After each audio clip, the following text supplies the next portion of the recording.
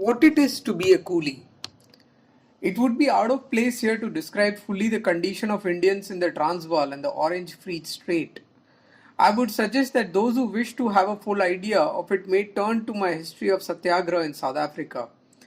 It is, however, necessary to give here a brief outline. In the Orange Free State, the Indians were deprived of all their rights by a special law enacted in 1888 or even earlier. If they chose to stay there, they could do so only to serve as waiters in hotels or to pursue some other menial calling. The traders were driven away with a nominal compensation. They made representations and petitions, but in vain. A very stringent enactment was passed in the Transvaal in 1885.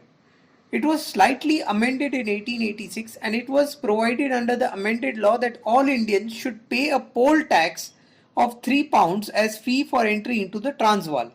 Now they might not own land except in locations set apart from them, and in practice even that was not to be ownership. They had no franchise. All this was under the special law for Asiatics, to whom the laws for the colored people were also applied. Under these later, Indians might not walk on public footpaths and might not move out of door after 9 p.m. without a permit. The enforcement of this last regulation was elastic so far as the Indians were concerned. Those who passed as Arabs were, as a matter of favor, exempted from it. The exemption thus naturally depended on the sweet will of the police. I had to experience the effect of both these regulations. I often went out at night for a walk with Mr. Coates, and we rarely got back home much before 10 o'clock. What if the police arrested me? Mr. Coates was so more concerned about this than I. He had to issue passes to his Negro servants. But how could he give one to me?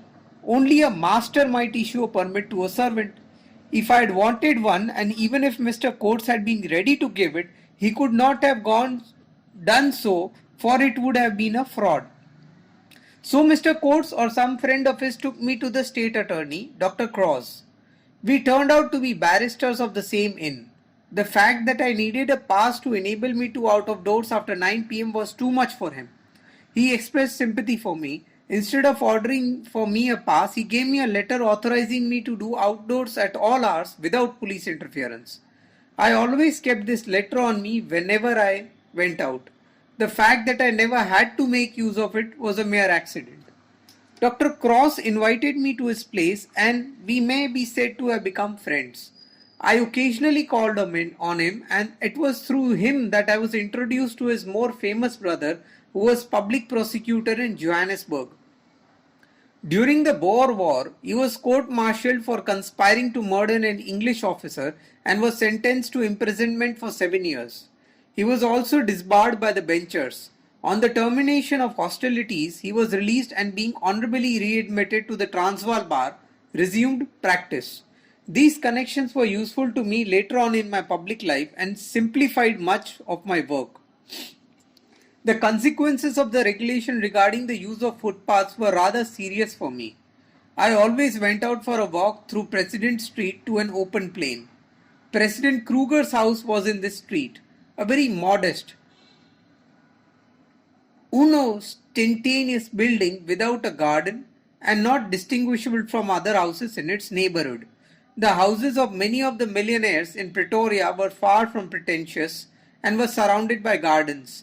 Indeed, President Kruger's simplicity was proverbial.